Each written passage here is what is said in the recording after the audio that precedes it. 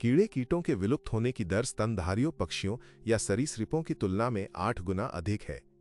ये संकट विशेष रूप से परागणकों मधुमक्खियों के लिए गंभीर है, जिनकी पारिस्थितिक तंत्र और कृषि में भूमिका महत्वपूर्ण है।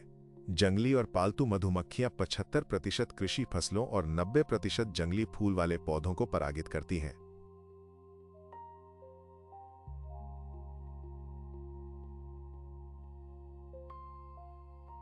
विश्व का 30% से अधिक खाद्य उत्पादन मधुमक्खियों पर निर्भर करता है।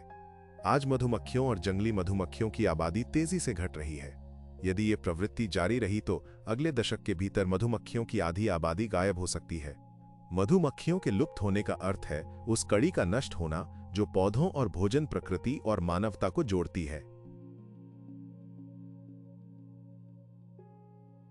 भारतीय शोधकर्ताओं के अध्ययन ने माइक्रोप्लास्टिक प्रदूषण और कीड़ों की घटती आबादी के बीच संबंध की पहचान की है। मधुमक्खियां विद्युत आवेगों के माध्यम से अपने पर्यावरण के साथ संपर्क करती हैं। वे न केवल गंधरंग और फूल के आकार से बल्कि उल्लेखनीय रूप से फूल के विद्युत क्षेत्र को महसूस करके भी मार्गदर्शन करते हैं। जब मधुमक्खी किसी फूल के पास पहुंचती है तो वे विद्युत क्षेत्र के माध्यम से संवाद करती हैं। जैसे ही मधुमक्खियां उड़ती हैं, हवा के साथ घर्षण से उनके शरीर पर सकारात्मक चार्ज होता है, जबकि जमीन पर रखे गए फूलों पर नकारात्मक चार्ज होता है। यह अंतर एक विद्युत क्षेत्र बनाता है जो पराग को मधुमक्खी के उतरने से पहले ही स्थानांतरित करने की अनुमति देता है।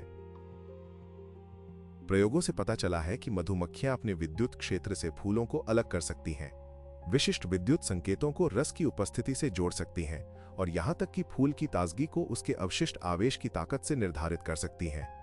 किसी फूल का दौरा करने के बाद उसका विद्युत क्षेत्र कमजोर हो जाता है और अन्य मधुमक्खियां संकेत पढ़ सकती हैं कि फूल में कम रस है। इसके अलावा मधुमक्खी का अपना विद्युत आवेश पौधे को सुगंध छोड़ने के लिए उत्तेजित कर सकता है और अधिक परागणकों को आकर्षित कर सकता है। इस प्रकार मधुमक्खियों और फूलों के बीच एक संपूर्ण विद्युत संचार प्रणाली संचालित होती है। सूक्ष्म और नैनोप्लास्टिक्स द्वारा किया गया इलेक्ट्रोस्टैटिक चार्ज इन विद्युत आवेगों को विकृत कर देता है, जिससे मधुमक्खी के मस्तिष्क और तंत्रिका तंत्र पर असर पड़ता है। परिणाम स्वरूप मधुमक्खियां अब फूलों को नहीं पहचान सकती, हैंडरस का पता नहीं लगा सकती हैं, अपने घर का रास्ता नहीं खोज सकती हैं, अपनी कॉलोनी के सदस्यों की पहचान नहीं कर सकती हैं। यहां तक कि माइक्रोप्लास्टिक की सबसे छोटी खुराक भी मधुमक्खियों के लिए घातक हो सकती है।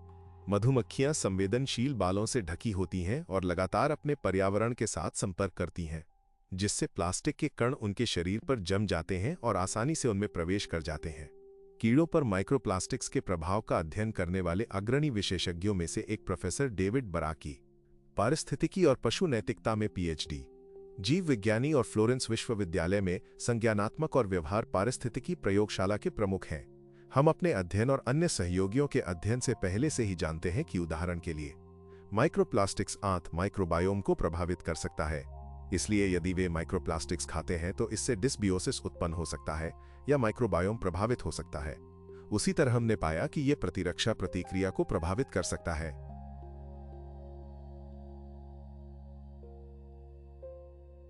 इसलिए एनाबीज और भौरा दोनों में एक प्रकार का प्रतिरक्षा अवसाद है, इसलिए वे अब संक्रमण से लड़ने में सक्षम नहीं हैं।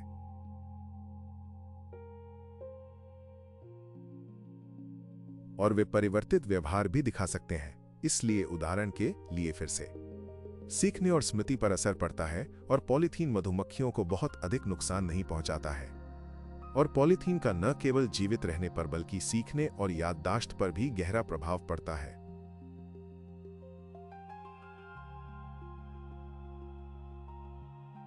इसलिए हमारे प्रयोग में हमने वास्तव में पाया कि यह बहुलक सांद्रता जो हम संभवतः पर्यावरण में पा सकते हैं, वास्तव में स्मृति गठन और मेमोरी रिफाइब्रा को खराब कर सकती है।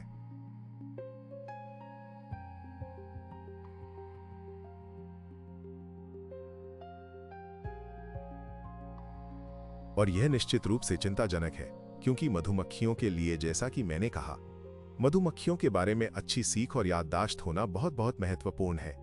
जब माइक्रोप्लास्टिक भोजन या हवा के माध्यम से मधुमक्खी के शरीर में प्रवेश करते हैं तो वे आंत को नुकसान पहुंचाते हैं, चयापचय और प्रजनन कार्य को बाधित करते हैं, प्रतिरक्षा प्रणाली को कमजोर करते हैं और उनके व्यवहार को बदल देते हैं, यहां तक कि नेविगेट करने की क्षमता खोने की हद तक भी।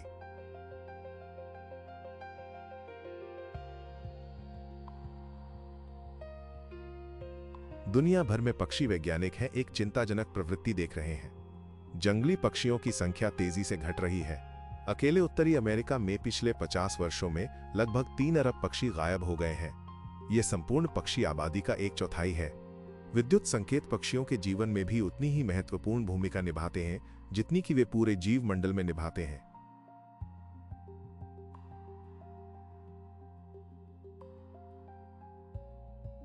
एवियन तंत्रिका तंत्र मस्तिष्क से शरीर के सभी भागों तक विद्युत संकेतों के संचरण के माध्यम से कार्य करता है। वे आवेग नियंत्रित करते हैं, उड़ान में पंख, पूंछ और शरीर का हिलना, दृष्टि एवं समन्वय, संज्ञानात्मक प्रतिक्रियाएं, उदाहरण के लिए शिकारियों से बचना, गीत और स्वर संचार। पक्षी सच्चे जीवित नाविक हैं जो हजारों किलोमीटर की यात्रा करने और साल दर साल उन्हीं स्थानों पर लौटने में सक्षम हैं। वैज्ञानिकों ने पता लगाया है कि कई प्रवासी पक्षी अभिविन्यास के लिए पृथ्वी के चुंबकीय क्षेत्र का उपयोग करते हैं। एक हवाई जहाज की कल्पना करो। एक पायलट आकाश में खो जाने से बचने के लिए लाइनों और मार्करों के साथ एक रडार स्क्रीन देखता है। पक्षियों के लिए उनकी आंखें ऐसे रडार का काम करती हैं। उनकी आंखों में विशेष अणुप्रकाश और पृथ्वी के चुंबकीय क्षेत्र दोनों का पता लगाते हैं और उन्हें विद्युत संकेतों में परिवर्तित करते हैं। मस्तिष्क में वे संकेत वास्तविक दुनिया पर आरोपित फील्ड रेखाओं वाली एक छवि बनाते हैं। एक पक्षी एक साथ बादलों, भूमि और उसके चुंबकीय रडार को देखता है, जिससे वो आसानी से किसी भी दिशा में दिशा बनाए रख सकता है। इलेक्ट्रोस्टैटिक रूप से चार्ज किए गए सूक्ष्म और नैनोप्लास्टिक कण एक पक्षी के शरीर में प्रवेश करके विद्युत आवेगों को विकृत करते हैं और उसके तंत्रिका तंत्र के कामकाज को बाधित करते हैं। इससे मोटर समन्वय की हानि, कमजोर स्मृति और सीखने की क्षमता और बिगड़ा हुआ स्वर और स्थानिक अभिविन्यास होता है। बाह्य रूप से यह तेजी से अनियमित उड़ान, अस्थिर व्यवहार और यहां तक कि नरम कमजोर चहचहाहट के रूप में प्रकट होता है।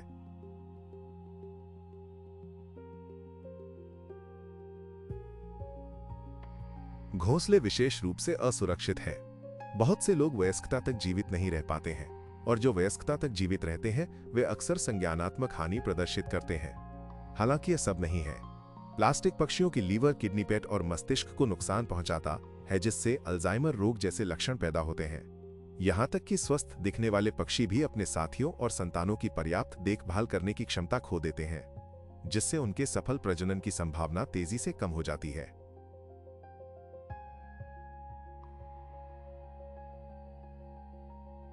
समुद्री जीवन। सतह के नीचे एक अनोखी दुनिया राज करती है जहां दृष्टि कमजोर हो जाती है और ध्वनियां विकृत हो जाती हैं। ऐसी स्थितियों में समुद्री जीवन इलेक्ट्रो रिसेप्शन, हल्के विद्युत क्षेत्रों को महसूस करने और उनके द्वारा नेविगेट करने की क्षमता के माध्यम से वास्तविकता को अलग तरह से समझता है।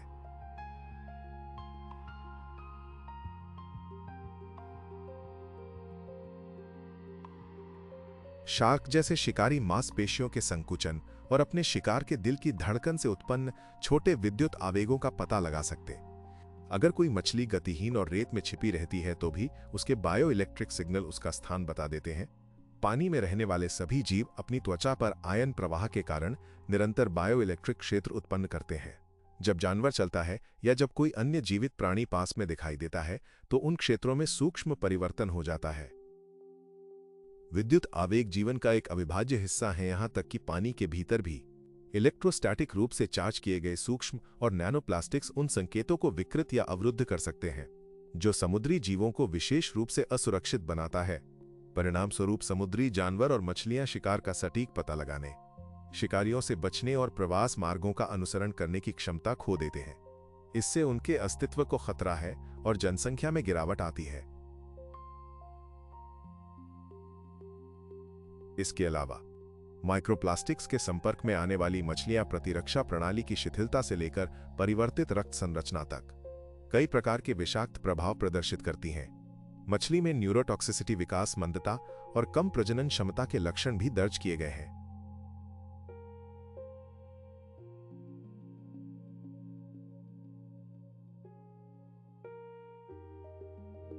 जीव मंडल में सभी प्रक्रियाएं अत्यंत सूक्ष्म विद्युत आवेगों पर निर्भर करती हैं।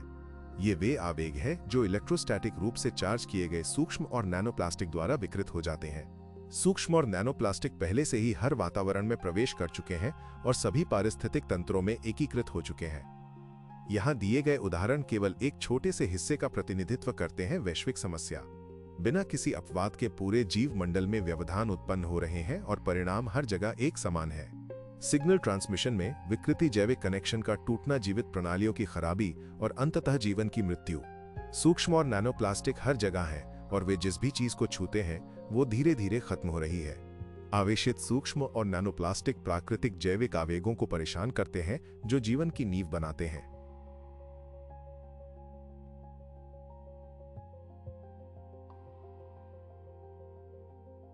धीरे धीरे वे उन तंत्रों को नष्ट कर देते हैं जो जीव मंडलों को अस्तित्व में रहने और परस्पर क्रिया करने की अनुमति देते हैं। ये क्षय भीतर से शुरू होता है, धीरे धीरे, लगभग अगोचर रूप से, फिर भी अनिवार्य रूप से। यहां तक कि जो आज स्वस्थ और जीवंत दिखाई देता है वो पहले से ही माइक्रो नैनो प्लास्टिक से दूषित है। आज इनमें से इतने सारे कण हमारे ग्रह पर पहले ही जमा हो चुके हैं कि वे पूरे जीव मंडल को कई बार नष्ट करने के लिए पर्याप्त होंगे, और उनकी संख्या हर दिन बढ़ती जा रही है। प्रकृति केवल एक आवास नहीं है, ये हमारी सांस, हमारा पोषण और हमारी सुरक्षा है। मानवता प्रौद्योगिकी के बिना जीवित रह सकती है, लेकिन हवा, पानी और जीवित जीवों के बिना नहीं। जब पृथ्वी पर जीवन मरता है तो उसके साथ मानवता भी मर जाती है। सच तो यह है कि हम प्रकृति से अलग अस्तित्व में नहीं हैं, चाहे हम खुद को अन्यथा समझाने की कितनी भी कोशिश करें।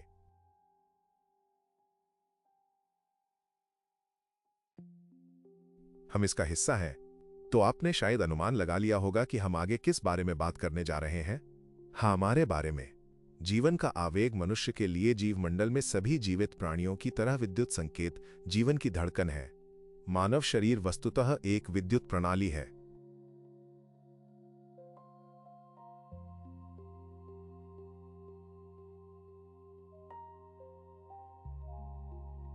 मस्तिष्क विद्युत आवेगों की मदद से सोचता है, हृदय धड़कता है क्योंकि कोशिकाएं एक दूसरे को विद्युत संकेत भेजती हैं, और तंत्रिका तंत्र से संकेत प्राप्त होने पर मांसपेशियां सिकुड़ती हैं। न्यूरॉन्स विद्युत आवेगों को उत्पन्न और प्रसारित करके शरीर के सभी कार्यों के समन्वय में महत्वपूर्ण भूमिका निभाते हैं।